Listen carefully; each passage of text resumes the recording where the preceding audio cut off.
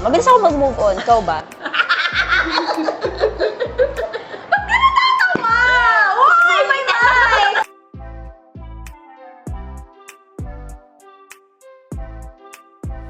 Natawa na lang si Chinita Princess Kim Chu sa naging biro sa kanya ni Barbie Forteza.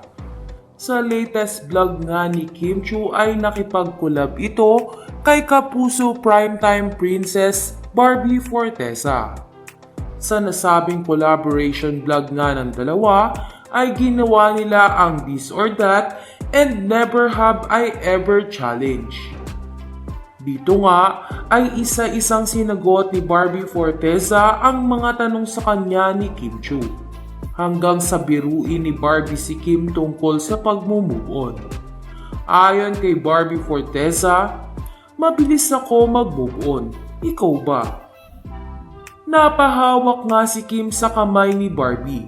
Pagkatapos ito, sabihin ng kapuso actress sa kanya. Tila nawala naman sa topic si Kim pagkatapos ng tanong ni Barbie.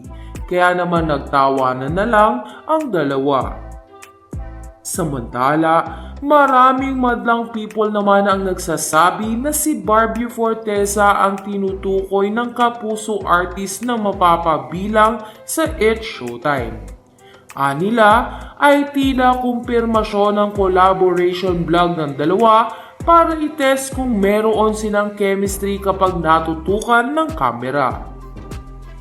Pasado naman ito sa madlang people dahil makikita na kayang makipagsabayan ni Barbie Forteza kay Kim Chu. Isa pa ay matagal nang sinasabi noon ni Vice Ganda na bagay ang taas ng energy ni Barbie Forteza sa It's Showtime.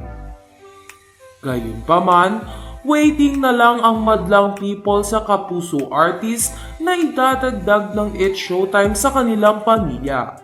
Dahil panigurado na magiging masaya ang It's Showtime kapag nagkaroon ng mga kapuso artist.